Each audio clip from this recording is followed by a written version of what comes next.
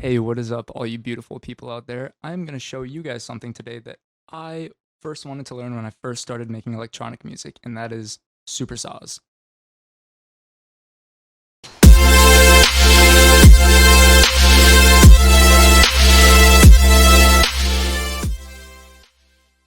Alright, so for the purpose of this video, I wrote these chords that we're going to use for the supersaws, and I'll just play them for you here. So.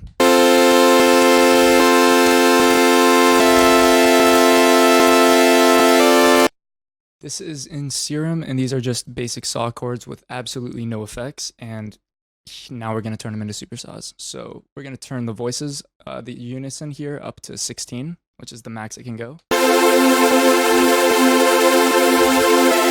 That's where we start to get the supersaw vibe, you know? We're going to add another oscillator and do the exact same thing. Twice the power. And we're going to turn the D tune down on one of them. We're going to do it on B just so that it's more sharp. You can hear the actual chord playing versus kind of like the jumbled mess the supersaw is. So, but when you combine the two, it sounds nice. And now we're going to add some attack to kind of sidechain it to the kicks and snares so that it kind of leads in with each kick and snare. So I'll play that for you here with the kicks and snares.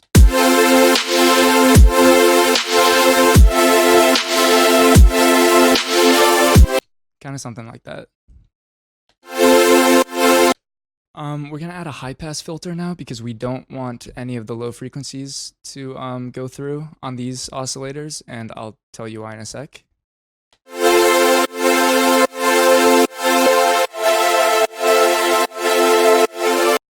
Perfect.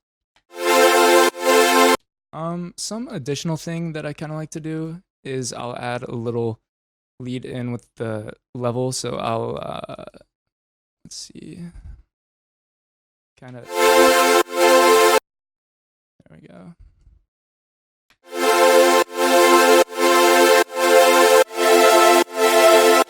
Have it kind of fade in as well with just the volume of the two oscillators.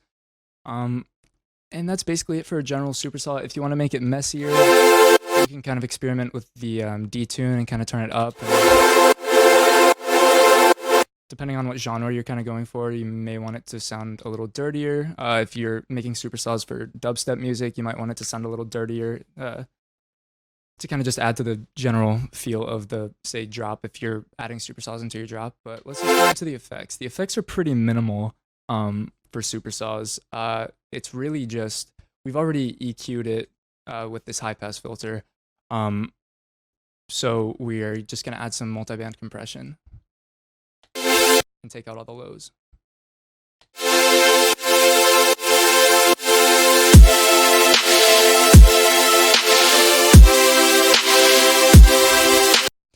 Great, we've basically got that, and now for the reason why we took out the low frequencies, we're going to duplicate this now, and we're going to make a bass track. So, yes, the bass note in these chords is all the same. So, now we're going to go into Serum and only use one oscillator. We don't need two, and we're going to turn the voices back down to 1 because this is for the sub bass, and we don't need more voices in the sub. It just sounds ugly and kind of crowded. So I'm going to turn it down 2 octaves. We're going to change the high pass filter to a low pass filter.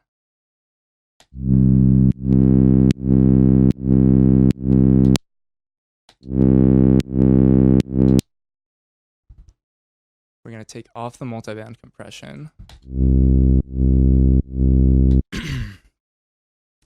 In EQ, we're just going to add a spike in the bass, in the kind of rumble frequencies, kind of up to, just kind of eyeballing it, but basically up to 100 or 120 hertz.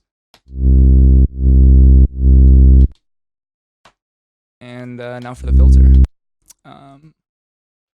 I kind of like to play around with this. The bass actually carries a lot of weight when it comes to supersaws. A lot of people kind of just hear this, but it's really the texturing of how the supersaw is going to come out of the speaker is kind of all in the sub bass. So I'll show you, for example, if we add a kind of flangy filter, do this, and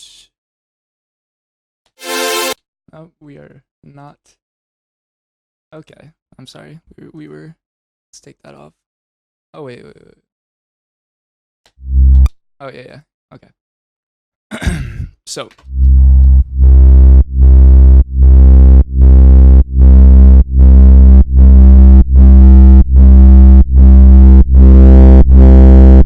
Something kind of like that.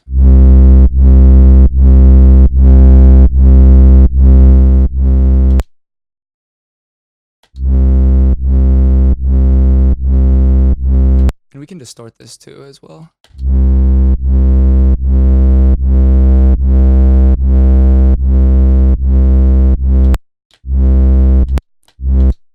Now I am going to add the same little rising up LFO that we made for the Supersaws.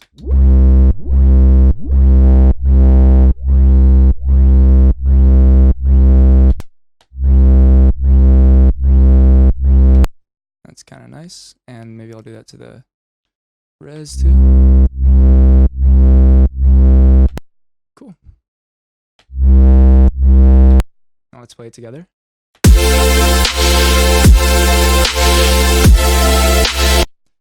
Now I kind of want the bass to come in first, so I'm just gonna change the attack on the chords here.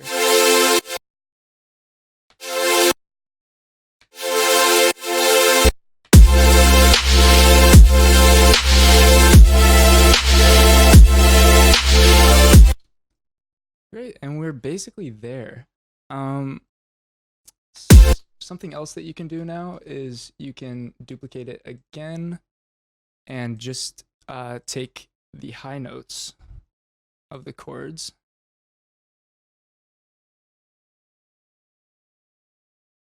and play with those a little bit. I want these to sound really sharp, so I'm going to detune both of the oscillators. And let's try distorting it a little bit.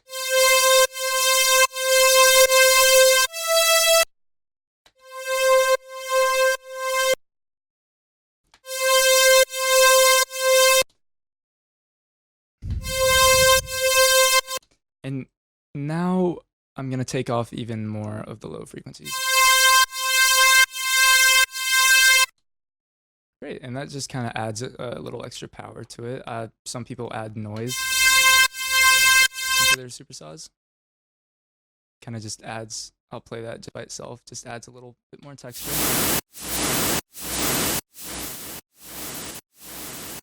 There, let's try that. And our final product.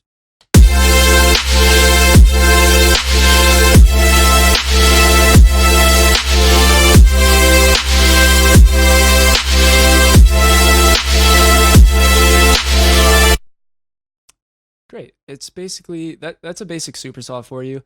It's a really good start. You can play around with adding these into your build-ups, into your drops. They don't have to be these long chords that you mainly hear from like 2015's like pop EDM music.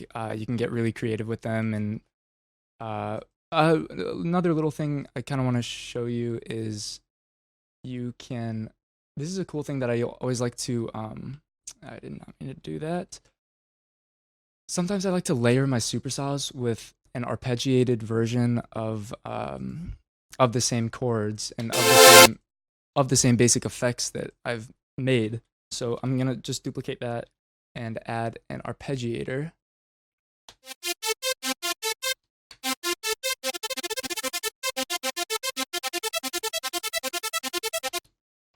And turn the gate up. Cool. And I'm going to detune these a lot as well. And maybe turn the octave up on one. Do both. Yeah. And see what that sounds like.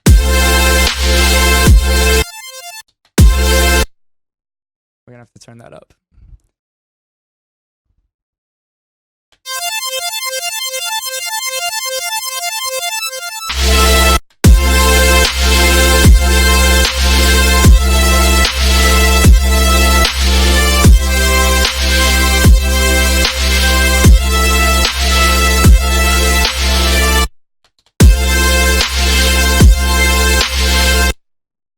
And that's about it for this tutorial. I hope you learned something about making supersaws. You can get really creative like with these, like I said. They really don't have to be in the drop. You can take the supersaws and put a low pass filter on them, and it kind of changes the whole mood. You can use this for kind of like the intro of a song or a build up, like.